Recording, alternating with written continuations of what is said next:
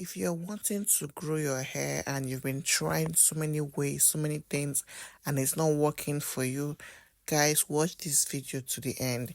In this video, I'm going to be sharing with you things, tips, and routines that I take to grow out my hair as a lady living in a country that does not promote natural hair and does not sell natural hair products. So please watch till the end. I started my natural hair journey about 7 to 8 years ago. In between these years, I have reduced my hair, I have trimmed my hair, I have cut my hair, I have tried to restart over again. I have given birth, I have lost hair, it has grown out, it has gone down. So many things have happened between these years. But I'm going to take you back to the last 1 year. I posted a video, my first video about a year ago on this channel, and you can see there's a big difference between then and now. It is literally so obvious. My hair has tremendously grown. It is better than how it was then. Yeah, why is it so? And I'll let you know that between this 1 year, I've also trimmed my hands, trimmed my hair, and I've also given birth within this 1 year. Yes, so you should know that I have also lost hair in the process, and I'm also still growing it. And everybody keeps asking me, what do I do? What do I do? What's your routine? What exactly is your routine? Guys, watch this video. Look at what I am doing. This is what I do every 2 weeks, sometimes once a month, sometimes once in 2 months, depending on how I feel and the time I have. If I'm not doing this, my hair is on protective style. I don't overwork my hair. I don't strain my scalp. I just leave my hair alone. And that is one thing that I will tell you. A lot of times people tell you, do this to your hair, use Ayurvedic products, use this, use that, wash your hair every week, make sure your hair is hydrated, moisturized. All these things work. But I'm going to tell you that if you do not have the genes, if you are not naturally hairy, if in your family you guys don't have hair, you can be the exception, but it will be difficult for you to grow out your hair. Yes. I'm not saying it's not possible to grow out your hair, but it's going to be times two difficult. Unlike those that are naturally hairy, you that do not, you are going to struggle. You are going to use a lot of products. You are going to do a lot of different things, different methods to grow out your hair.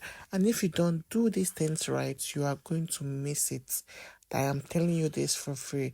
Yeah, so that's why it's not everything that you see online that you take in. You filter the ones you need and receive it and use it, and make sure you make good research. As you can see on my hair, I don't do more than this. This is what I do every 2 weeks. I do this. My hair is either on large twist out. I am not one that supports mini twist. Large with twist out is what I do. Chunky twists is what I do. And when I'm done, I put it on bantu nuts, or I just pack it up and let it sit, and then I do maybe a little twist out as a style. This is what I do. I take my time. I don't do my hair when I'm angry. I don't do my hair when I'm sad. I don't do my hair when my baby is with me, when I have someone on my nerves or on my toes. I do dip my hair when I'm feeling happy, when I have ample time with me, so that I can take time, because natural hair is patient, is hard work, is resilience, is consistency. Sometimes you don't see the result, but just one day you will see that there is a big difference, and that is how it is. Do not do your hair when you are angry. Don't do your hair when you are sad, because you will take it out on your hair. As you can see, I take my time. This video as you see is short. It took over an hour just doing this. I made sure I fingered the tangled, I moisturized, I hydrated it, and I brushed it out just in case the finger, the tangle is in. Everything is not shown here, but that's what I did. And when I was done, I put it in bantu knot for the next 2 days, so that I can do a nice twist out when I'm done, and which is what I did. And that is what I have been doing for this past year.